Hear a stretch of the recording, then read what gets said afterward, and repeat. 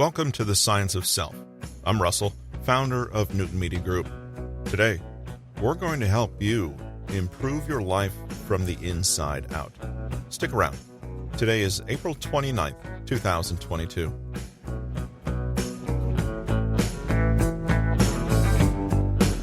We've learned from previous episodes taken from Peter Holland's book, The Science of Introverts, that most of us exist on the spectrum between introvert and extrovert and can be classified as ambiverts. These differences occur in our personalities through both nature and nurture. We're taught ways to behave, but our brains are also wired for certain introversion or extroversion traits. Let's learn more from Peter Holland.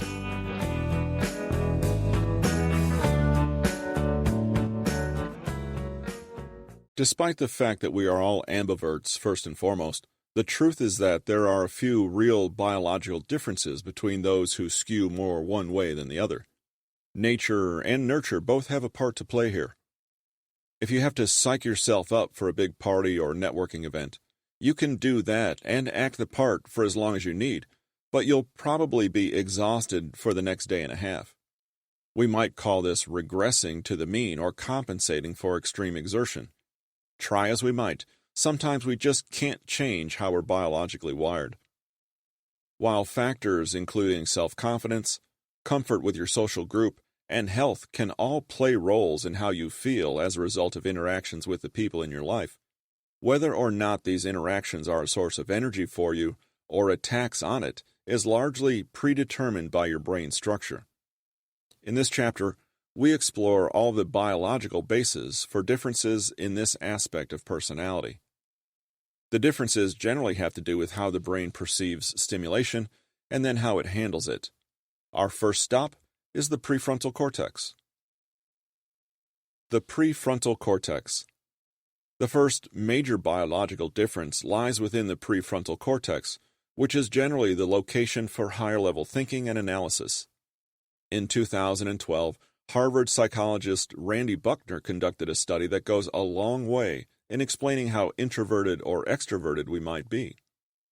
Buckner and his team found that subjects of the study who identified as introverts had thicker gray matter in certain areas of the prefrontal cortex, while those who identified as extroverted tended to have thinner gray matter in those same prefrontal areas. To lend some context, the prefrontal cortex is the area of the brain responsible for functions like abstract thought, planning, decision-making, attention span, and focus. If you're using logic or critical thinking, that's where it occurs. Thicker brain matter, meanwhile, is directly correlated with greater brain power and cognitive ability with regard to all of those functions. You might feel a slight twinge of superiority from this knowledge, but it certainly doesn't allow us to draw the conclusion that introverts are smarter or more intelligent. The only conclusion we can draw is that introverts naturally have higher density brain matter in the area of the brain associated with typical introverted behaviors. In other words, the prefrontal cortex of introverts is more developed in exactly the way you would expect. Introverts emphasize planning, analysis, focus, and introspection, and therefore they have developed greater brain mass suited for that. It's not without its negatives, as these inhibit things like spontaneity, letting go of stress, and generally being more carefree. Buckner's findings act to reinforce many of the stereotypes we hold about each of these personalities.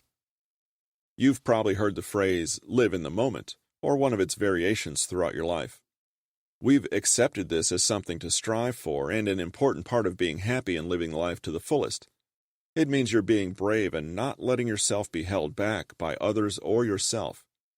As it turns out, your propensity to live in the moment may be correlated with how you recharge your social energy and the corresponding density of brain matter in your prefrontal cortex. Introverts, meanwhile, may often struggle to live up to this societal ideal. Because of their denser prefrontal cortexes, introverts dedicate more mental resources to abstract pondering, planning, and decision-making, all activities that are decidedly absent from the idea of seizing the day. This reinforces Jung's proposal that introverts feel that the real world exists in their head. Accordingly, this also reinforces Jung's proposal that extroverts feel that the real world is what their environments show them. As they don't dedicate any neural resources to analyzing and decision-making, extroverts are able to respond more to their environments and simply react without thinking. They find it much easier to live in the moment, as their brains predisposition them to react to their environment, as opposed to analyze, plan, focus, and ruminate as the introvert brain structure does. Being spontaneous is something that simply happens naturally, rather than intentionally. It's not to say that extroverts don't think about consequences or are careless in making decisions. They just aren't innately wired to pause, think, and analyze first. The increased prefrontal cortex of introverts also explains why they grow socially fatigued more quickly, because there's always cognitive work occurring in response to stimuli. A party's not just a party. A party is an analysis of the people, environment, conversations, and an endless chain of decisions to consider. It is endless observation and rumination on everything that is in the immediate environment. The classic journalistic questions, who, what, when, where, and especially why, are also in play. Where the extrovert might take something at face value, the introvert can't help but deconstruct it. This finding may help us explain the role alcohol can play for introverts who drink. Alcohol is often referred to as a social lubricant, partially because it weakens inhibitions, decision-making, and critical analysis skills. Kenneth Abernathy, 2010. Indeed, after numerous behavioral research studies in which scientists scanned people's brains as they consumed alcohol, it is now widely accepted that alcohol is directly responsible for reducing neural activity in the prefrontal cortex.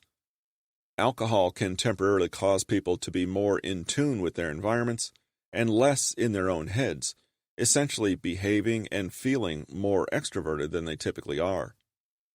We have a clear picture of what a drunk person looks and acts like. Some people say that alcohol frees you to act like the person you've always wanted to be, but most commonly, alcohol causes introverts to act more like extroverts. Alcohol is not just used by people who need or want to be looser in their social interactions. Even individuals who are already highly extroverted may still enjoy alcohol, chiefly because they get to enjoy the presence of others and living in the moment to an even greater extent than usual. Yet another example where, for many extroverts, more is better.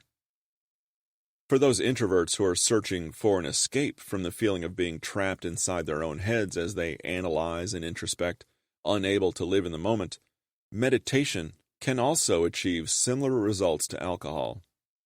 Specifically, meditation has been shown to weaken connections between the amygdala, the part of your brain responsible for your emotions, and the prefrontal cortex. Joshua Grant. This gives you greater control over your thoughts because they are less tied to your emotional states. Imagine that you are stuck in your head using the illustration of a hamster frantically running on his wheel. This allows you to relax and approach your thoughts, actually, to separate yourself from your thoughts, function better, and prevent yourself from getting stuck in your head. So, because of different brain structures, introverts end up more in their heads.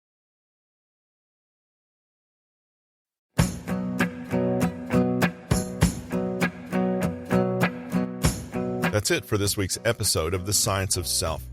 Be sure to sign up to the author's email list at petehollins.com and join us again on Tuesday for the next episode.